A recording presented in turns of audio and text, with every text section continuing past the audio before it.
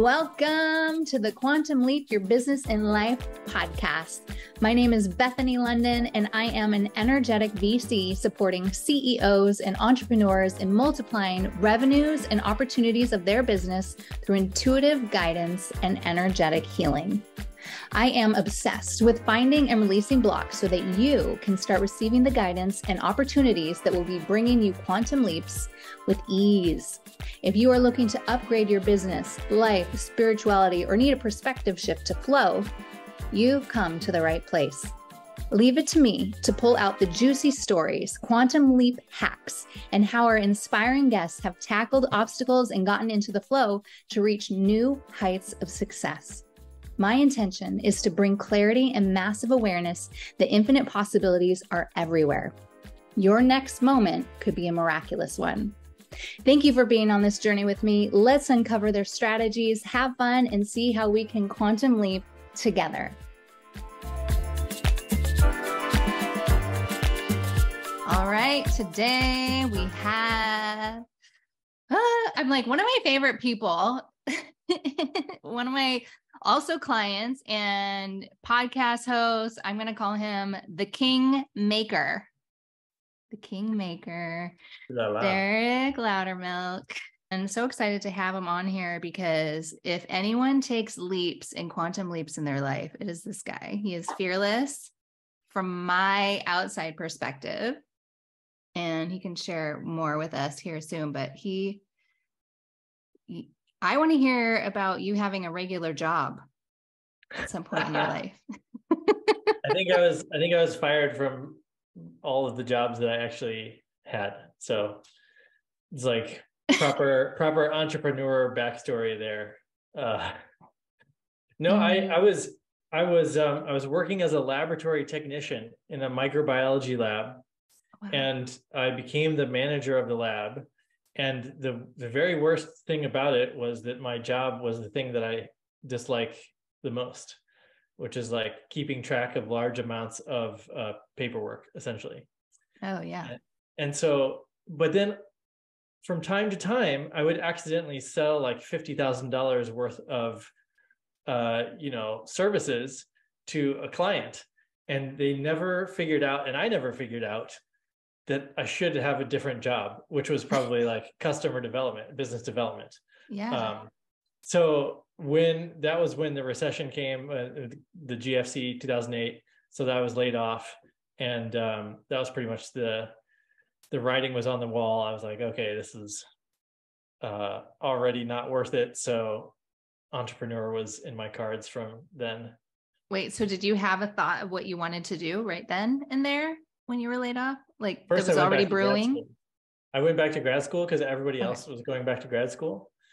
But that was a chance for me to start practicing some of so that was about the time I read 4 Hour Workweek, like right when it came out. Yep. And because everyone was going back to grad school, there was so much competition. It was really hard to get into grad school. The school that I got into, Montana State, there were only 2 spots for the microbiology extremophile program. And so what I figured, there's no way I can compete with all these, Harvard grads that have amazing resumes. So what I did was I just went up there and schmoozed with all the professors. I had set up personal meetings with every single professor in the department. And wow. So by the time that I left, they all basically had put in a good word for me.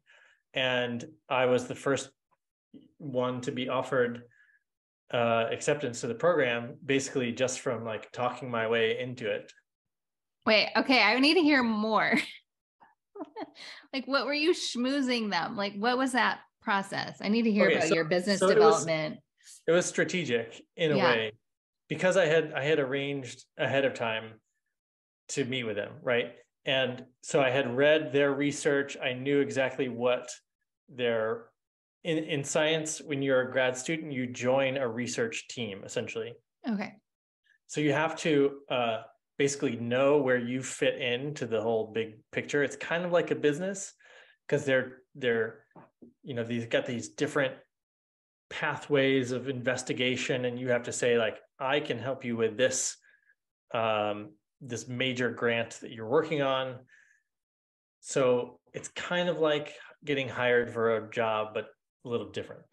Yeah. So I had set those up ahead of time, and also sort of checking to make sure, who had available money, because in science, you have to see who has the funds. funding. Yeah, that makes sense. They won't take you on as a grad student unless there's a laboratory that has funding that will put you in that lab. So it was more complex than that, but basically I talked my way into it. You did. Well, and for everyone, I don't know if I mentioned, he's a top podcaster. So I can see how that serves you well here. He's got, I don't know if you guys know Jason Shurka. He's one of my friend's favorites that he's interviewed. Joe Vitale next week. All inspired because of a book recommendation that I gave him. Yes. Yep. So excited to hear that podcast. Wow. Well, what are you doing now outside of the podcasting? Yeah. So today I'm actually really excited. Last night I was lying in bed, not sleeping, and had a brainstorm, which is to run a retreat. And I'm sharing this so you can get an understanding of how I work. But so I just kind of like threw this up to my social media on Facebook today just to see what the response is, a little market research. Mm-hmm. The retreat would be combination adventure, ayahuasca, and telepathy skill development. So it'd be a really interesting blend of these things. And I spent the last couple of years doing a lot of scientific research in telepathy and remote viewing. And we just completed our first training course in 2022. So I feel confident now that I can deliver, results for people to essentially, like, anybody can do it, which is amazing. The science basically proves it. Yeah. But this would be something that combines different areas of my passion, of my expertise. I've been working with plant medicines for 8 years now. I've been leading adventure trips for 20 years, and now telepathy. So this is just an example of something that may come to fruition. And so far, in the few hours that it's been, a post, there's, a dozen people that seem interested. So that's exciting. That is exciting. I love it. And I love also, for me, it's like when I have that insight and you just act on it without question, and then you get the acknowledgement. I think that's so powerful. Okay. So we also, speaking of his adventures, we're going to keep working our way backwards. Mm-hmm. You can connect the dots looking back. So when I first met Derek, actually through the School of Greatness run by Lewis House, he was just taking off from the US to go hip hop around the world. And yeah, what's that called? Yeah, I was a digital nomad. That one, digital nomad. He was digital nomading. Is that perfect, like 7-year life cycle of digital nomading, 7 years in Tibet kind of thing. Yep. So we lived in 15 different countries over that time, coming back to the States from time to time. So Bali was our base, our favorite place. We lived there for 3 years. But we also lived in Europe, in Croatia, Hungary, Portugal, Mexico.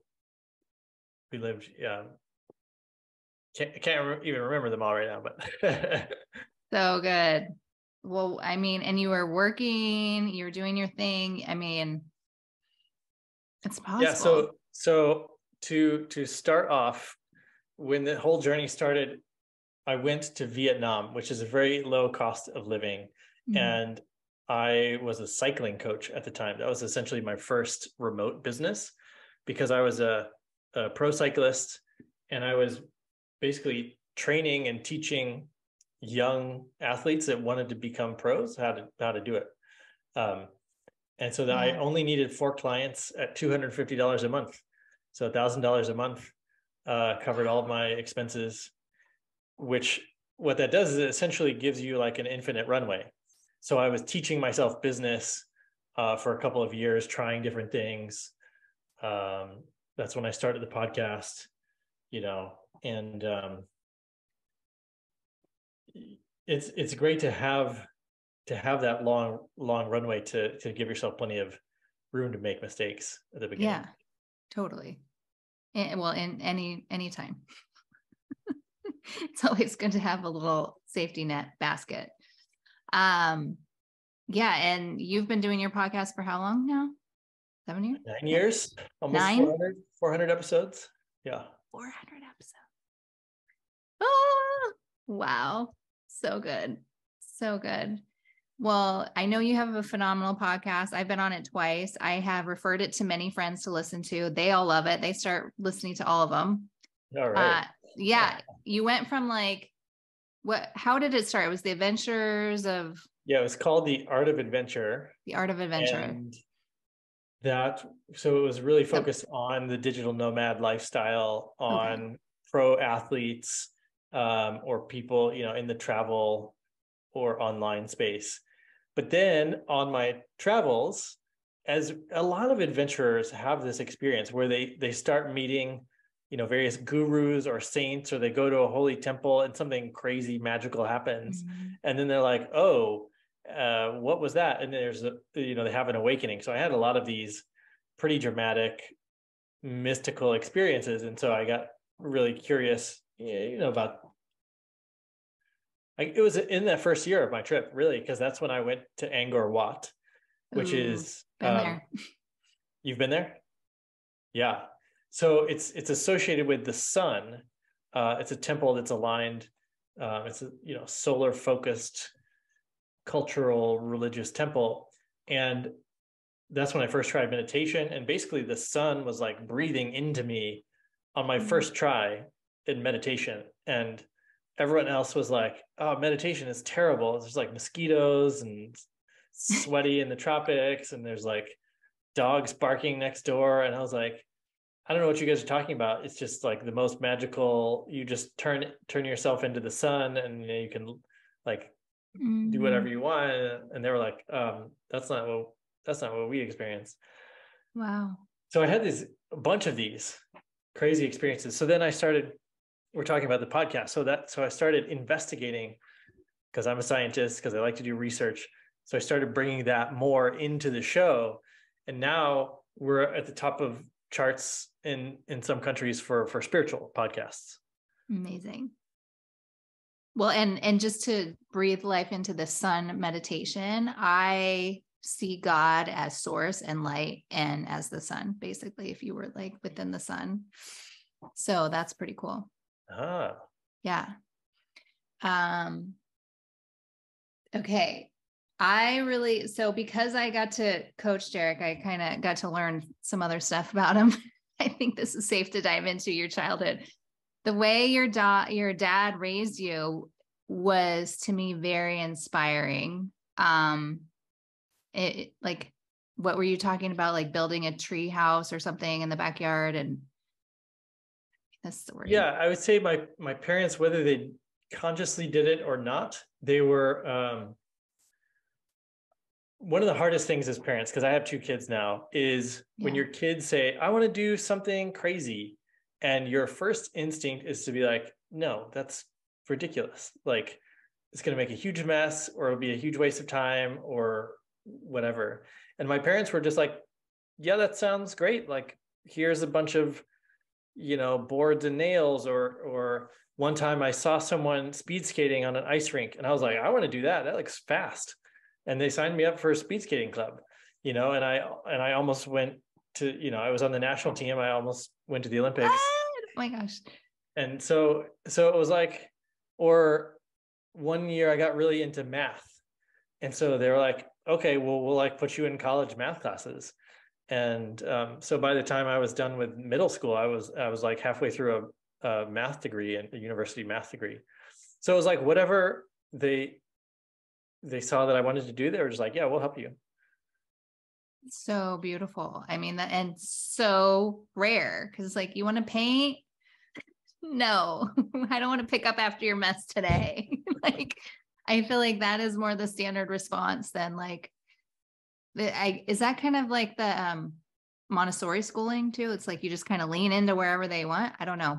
I don't have children yet. Yeah, I suppose. It helped. I went to a school which is based on the Howard Gardner's theory of multiple intelligences, which is that there are different learning styles. We all have a blend of kinesthetic, linguistic, mathematical, social, musical, and so there's some that are more dominant in kids than others. One for me was that I was kinesthetic, so I move a lot when I learn. That's so when I want ideas, I go out for a bike ride. So for business, I'm always like doing movement related things to get ideas or have business meetings, or right now I'm standing up so I can move my whole body. Yeah, he is moving. If you're not watching the video version, you're totally moving around.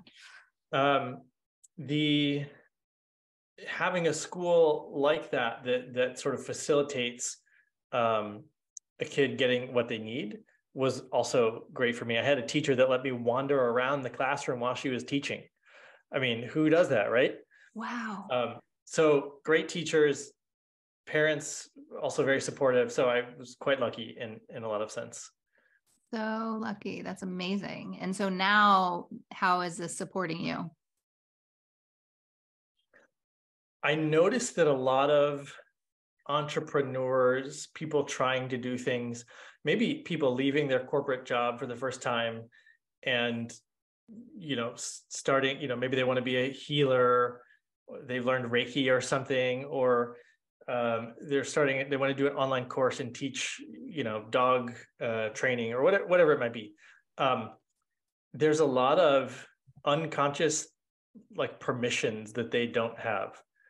And they're like, because nobody's enabled them their whole life. And my whole life, everyone's just yes, anded me. They're like, you have a great idea. Yeah, I'll help you do that. And so I just expect that I will succeed every time I start something. And a lot of people, I think probably 90% of people expect to fail when they start something. Yeah. No, that's so true. And I mean, I was just telling you how I'm doing this relationship course right now that I'm facilitating with my friend. And it's like so many of our decisions are made from needing, like looking backwards, like needing permission from the parental figures.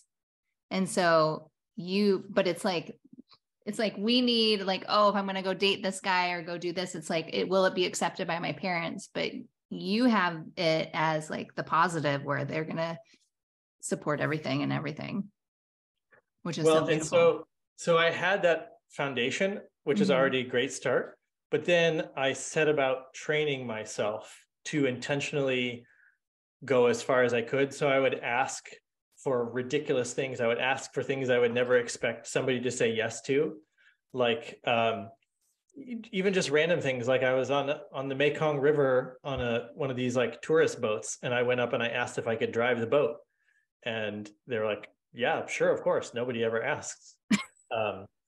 Or one time I wanted to raise money for my birthday for a local charity in Bali.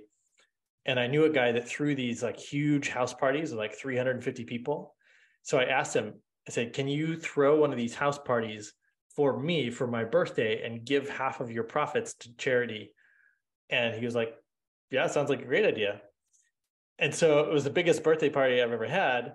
And he probably had made more money because people were willing to come and like, yeah, sometimes people pay more just for charity, so it kind of worked out for everyone in that sense. But when you expect somebody to say no, if you don't ask, then you're really shutting down that possibility.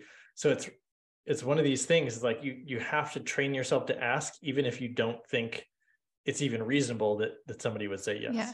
And I heard, I was reading something, everyone's putting out their New Year's thoughts, and someone was saying to do an unreasonable request every day, unreasonable request, and that you neutralize the no's. Like when you get the no's, it's, you're building up your immunity to it so that it really doesn't care. You don't care at all.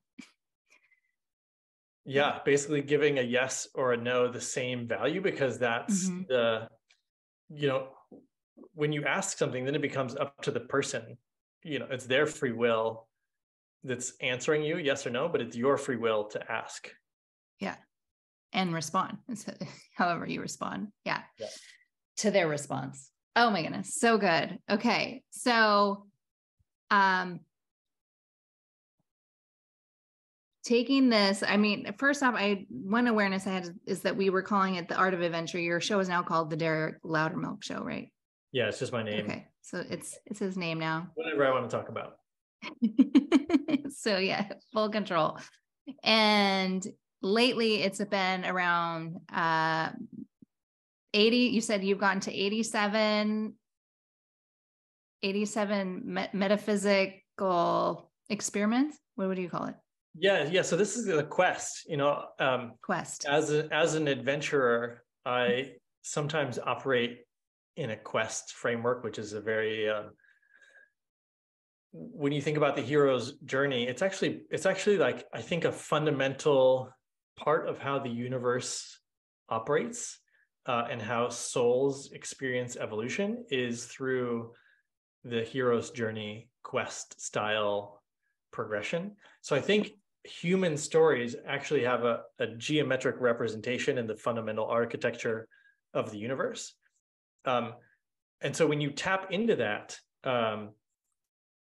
because a big part of the universe existing is to experience itself, right? So if you are experiencing things, then you're helping. So going on a quest is a great framework for experiencing things. And this quest in particular is 100 different metaphysical, esoteric, healing modalities. So I know, you do theta healing. That's one of the ones on there. So a bunch of healing modalities I learned, like I became a Reiki master. I learned how to do, the Bengston method and the Vogel method and, all these different ones. Or I've, worked with shamans or done ayahuasca and Plants, breath work. And, just like the whole, as cuckoo as you can get, as far as you can get out there. I've tried it, basically. and you're learning from all these experiences. And then you've created, I know you have the mastermind, but you have other, like you said, your new retreat in the works. You're working on developing land in a community, but I feel like you're bringing all of these quests that you're learning into that to really at the core of it. What are you doing? I'm like, I don't want to speak for you, but I do, but I won't. Well, because I train entrepreneurs, I'm always looking at which of these metaphysical techniques are useful for somebody that's running an organization or somebody that's, got a movement that they want to start. Some of them are irrelevant, right? But some of them really help, especially like take, working with your dreams or remote viewing is so basically, if you haven't heard of remote viewing, it's a scientific process developed by the intelligence community, the Department of Defense Intelligence in the 70s, 60s, and 70s. But essentially, it allows you to look either to a remote location or a remote time. That is, you can look into the past or the future. And if you're a business and you want to forecast your marketing plans or where you're going to find customers or what the best new product is going to be, you might as well look into the future and find it out. So there's some really fantastic applications with these types of metaphysical practices. Totally. Yeah. Well, and I know this also, I don't know that I practice it in that format, but I also, work with the people and I'm like, okay, I see this is a clear path. This one, you got a lot of clearing to do. I don't know how it shows up for you. Similar or different? Well, yeah, if you talk about clairvoyance or psychics or telepathy or remote viewing, it's all the same thing. You're connecting to, basically, you're entangled quantumly with all future timeline possibilities. But how you personally, Bethany, get that information, or I get it, kind of depends on how I practice, or, you know, whether it comes as visuals or someone talking to me, or, you know, just a knowing that something is better than the other. And that's where the training comes in, is learning how the information comes through your particular, you know, awareness. Yeah. So it is different for everyone, basically, but similar Similar, the but responses. different. The cool thing is, though, that everybody has this. You know, we've trained, my collaborators trained almost 500 people with 100% success rate in telepathy. So it's available to everybody. So cool. So cool. All right. And I said not Rainmaker. You're the Rainmaker too. The Kingmaker. Make you the Rainmaker as well. Because you worked with people and then immediately or soon after, they're just amazing and massive. They already were amazing, but massive exposure, et cetera. Yeah, I have a great privilege of, particularly people come to me and they're in, like, they're the only one in their field, right? They're an inventor, and they've invented this new technology. Like, a guy I'm working with now has this new healing technology he basically learned how to do it from reading Tesla's science. And so Wow. he can cure HIV and other things with this technology. But he doesn't have any scientific peers, and he's like been doing it all on his own. So, you know, I work with them on how to reach people, how to market, how to find the right collaborators and distribution channels, and all the various aspects of a business, or even the product creation. And you know, so eventually these people become the Elon Musks of the world, because they're on their unique trajectory, right? And these people just show up in my life all the time. Wait, did you interview this guy on your podcast? I feel like you did. I did. He's been on I recently. Yeah. Tom Palladino is his name. I think I heard it. And what's also fascinating is when we were doing healing with Derek, we also were picking up that this is when I say the Kingmaker, it's also because this is what showed up in his past lives, where he would be the counsel of the king and supporting them. Yeah. So you picked up, there's a past life that was in England, where I was like the strategic advisor. I had, I think later I had this woman come on who does like a galactic history. So she'll tell you like what other ET races you've been as a soul, and what, like, you know, for the last, let's say 30 million years, what your soul has been up to. And I've been a strategic advisor in lifetime after lifetime, in, like, you know, basically the Star Wars, what we know as the movie Star Wars is actually the Orion Wars. I was the strategic advisor for those wars, you know, so it's like it all kind of adds up when you start to realize this. So you definitely know your genius lane, which is beautiful. Oh my goodness. Okay. Very cool. Well, I would love to close out today with knowing what are your 3 key takeaways for quantum leaping that you would share with other people. So this is something I was playing around with last year, which is truly fantastic, which is you can leap entirely to a new timeline. So there's you know, collectively, we're all in the same main time stream, but your personal experience of the time stream is all about free will. But you can make a major hop to like a distant timeline where you have a completely different experience of life. And the only tricky part is not slipping back to the same timeline you were on before, because there's some inertia there. There's like a gravity to the timeline you're on. So if you want to make a really huge, dramatic change in your life, you can do it instantly. And I've done this multiple times. And you just have to fully inhabit the new timeline and like, don't look back. It's like you leave all stories and identities of the past timeline behind, and you're a brand new version of yourself in a new timeline. It's like a different reality, essentially. It's only, we call it timeline because it's measured, in linear progression, but it's essentially like a parallel universe. Yeah. That's so you been have to coming be up so willing to much for me. completely, you got to be willing to completely let Surrender. go of story and identity and anything you're holding on to. You just let it go. Brand new universe. Okay. So first one, timeline hopping. Yeah. And your question I was, should say what is- timeline committing. Yeah. Yeah. What do you say? Three things for leaping? Quantum leaping in business and life. Yeah.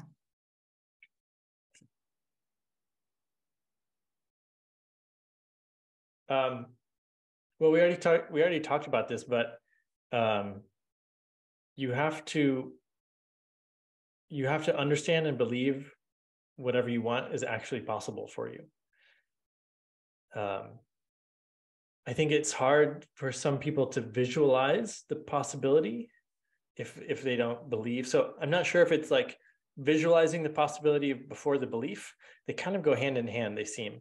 But sometimes people have to heal different things before they believe that it's possible. Or sometimes they need to get better at putting together the visualization. Sometimes they need to have better models. They need to see what's possible and then use their imagination to really paint a clear picture of like, oh, here's where I'm going. Because maybe somebody just doesn't have any clear direction to point their desire, right? Yeah, for sure. A lot of people don't even know their whys. That makes sense. Number 3, I don't know, enthusiasm. This is like your nitro boost. So if you, and this is so cool because in the science about remote viewing, they found that it's much easier to see things in the future or to see distant events or things like that if they're exciting or emotionally charged. And so when you can connect with an emotional charge, when you can connect with enthusiasm about something, it's going to make everything you try work better. Okay. And if you're not enthusiastic, like don't even bother, probably. So yeah, right. Yeah. I mean, to me, I'm always like, I love Richard Branson. His whole thing is like, follow the joy, follow what feels good. And what, don't let the naysayers or anything else get in the way. Just follow what feels good. So, or what makes you feel enthusiastic, per Derek. Yes. Okay. I have a follow-up question to all that. What is your, I don't know if it's a morning practice. Do you have like a practice for getting into this space of meditation or visualization? You talked about biking. Is this a daily thing? I have too many daily practices to fit into a day, which is the problem. Okay. So committed to the daily practice. Yeah. So I do, like 6 to 9 practices a day, depending on what I'm needing, but there's usually like gratitude journaling and breathing and sort of early morning sun salutations. Maybe there's, building the physical energy and the emotional energy that drives the enthusiasm is a big part of it. And then sort of visualization and imagination and reflecting. And, a big part of creativity is like having the space for the insight to land. So sometimes there's just cycling or walking, like really clearing out the space, silence, meditation, vipassana, whatever you want. So whatever is needed in what I'm trying to do. If I'm in a creative phase, then I need more room for that, for the insight. If I'm in a productive phase, then I need to power up my ability to do deep work, right? I need long, focused, highly productive output. So it depends on the phase. If I'm in a reflective phase, which is this time of year, often is a reflective phase, then there's a lot of analysis, a lot of trying to understand what to cut and what to add more of and things like that. Makes sense. So I know a lot of people are listening and jealous that they don't have time to practice 9 things a day. I'm like, what? Oh, that is the life of Derek. But mostly I'm not doing very much. Okay. Right. I'm not, the things that I see unmarried people without kids doing, like going on ski trip weekends and going out for New Year's and, just various things that are enjoyable about life. Like I just don't get around to them as much. Yeah. Gotta get you that mountain house. I know. Bring everyone there. Amazing. Well, thank you so much. This has been so enjoyable and I'm enthusiastic about our interview. Good. It's so unique. I mean, I'm all about the quantum leaping in business and life, but I don't feel that I talk about like the energy stuff as much as I maybe would love to. So it's cool to have somebody that totally gets it here. Well, it's easy to learn business mechanics. Yeah. Right? Business is super simple. You just like how to find customers and give them what they want. It's like, that's basically it. But there's so many details about how to be good at that in both the like 3D world, but also the expanded metaphysical world. Yeah. Yeah. And the foundational, energy is everything. So. Well, yeah. Thanks for having me. Good to see you as always. Yes. Thank you. So excited and excited to hear any feedback and stories from the guests when they hear this fabulous podcast. Thank you so much for listening to today's episode. If you loved what you heard, be sure to subscribe and let me know by leaving a review on iTunes. It fuels me to keep bringing you more guests. And if you aren't already following me on social media, check out @BethanyLondyn and visit bethanylondyn.com for online programs and free healing opportunities, or our corporate healing platform, londonheights.co. Don't hesitate to tag me and our guests with your favorite quotes for a reshare. I can't wait to connect with you in the next episode. And in the meantime, wishing you that quantum leap.